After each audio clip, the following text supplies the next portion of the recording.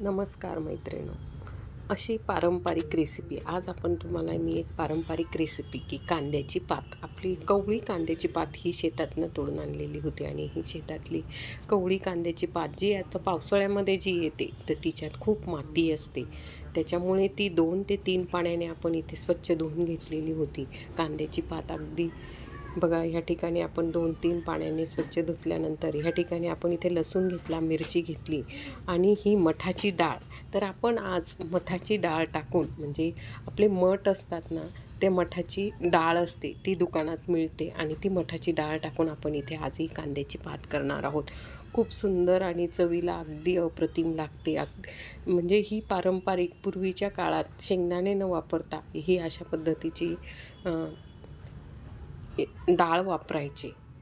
तर मी तुम्हाला परत एकदा दाखवते आहे. स्वच्छ 2 ते 3 पाण्याने आपण ही कांद्याची पात धुवून घेतलेली आहे.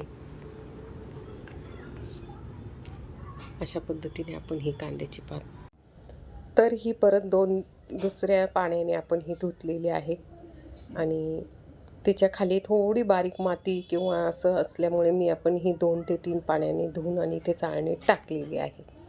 तर अशा पद्धतीने आपण इथे ही स्वच्छ भाजी धुवून झालेली आहे.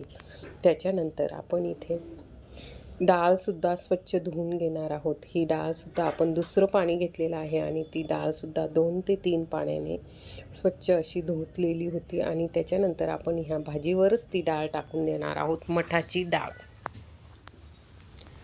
अशा पद्धतीने जर तुम्ही रेसिपी केली तर खायला खूप सुंदर आणि चविष्ट लागते. आपण उसळ नेहमी खातो, उसळीचीच डाळ आहे ही मटकीची डाळ. तर अशा पद्धतीने आपण इथे 2 ते 3 पाण्याने धुतल्या गेलेल्या आहेत. तर असं आपली ही डाळ पण धुवून झालेली आहे, कांद्याची पात पण धुवून झाली आहे. आता आपण इथे मिक्सरच्या भांड्यामध्ये थोडा लसूण आणि हिरवी मिरचीचीच आपण ही भाजी करणार आहोत. तर अशा पद्धतीने आपण इथे लसूण आता मिक्सरमधून बारीक करून घेणार आहोत. तर नंतर एका बाजूला इथे कढई ठेवलेली आहे. कढईमध्ये आपण जिरं टाकणार आहोत. कॅमेरा सेट करून घेतला मी आणि त्याच्यानंतर कढईतलं तेल तापल्यानंतर आपण ह्या ठिकाणी जिरं टाकलेलं आहे. जिरं टाकल्यानंतर जिरं छान लालसर झाल्यानंतर आपण इथे जे लसूण आणि हिरवी मिरचीचा जो ठेसा केलेला होता तो आपण इथे छान कढईमध्ये परतून घेणार आहोत.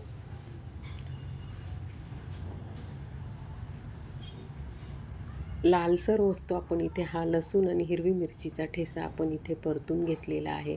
बघा, अशा पद्धतीने आपण इथे जोपर्यंत त्याला तेल सुटत नाही तोपर्यंत आपला हा लसूण आणि हिरवी मिरचीचा ठेसा आपण इथे परतून घेतलेला आहे. गॅसचा फ्लेम कमी केलेला आहे. बघा, या इथे छान असा परतला गेलेला आहे. आता सगळ्यात आधी आपण जी वरची डाळ टाकलेली होती ती डाळ आपण आता त्याच्यामध्ये टाकून घेणार आहोत आणि नंतर आपण ही सगळी भाजी त्याच्यात टाकणार आहोत.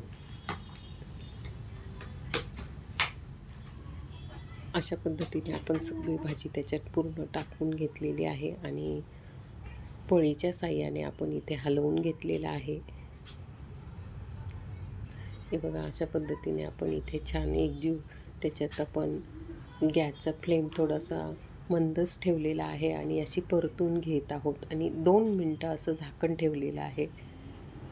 2 मिनटं झाकण ठेवल्यानंतर असं झाकण काढून बघितलेलं आहे आणि त्याच्यात आपल्याला आता मीठ टाकायचं आहे. हे बघा, या ठिकाणी आपल्याला चवीप्रमाणे मीठ टाकायचं. तुम्हाला वाटलं तर याच्यात हळदसुद्धा तुम्ही टाकू शकतात आणि अशी परत झाकण ठेवून 2 ते 3 मिनटं असं 2 ते 3 वेळा आपण इथे भाजी शिजली का नाही बघितलेली आहे आणि डाळ छान शिजून गेलेली आहे आणि कवळी भाजी असल्यामुळे पटकन अशी ही भाजी आपली तयार झाली आणि शिजून अगदी कमी भाजी होते. मठाची डाळ टाकून आपण इथे ही कांद्याची पारंपरिक पद्धतीने ही कांद्याची पात केलेली आहे. छान आणि चविष्ट आणि स्वादिष्ट लागते.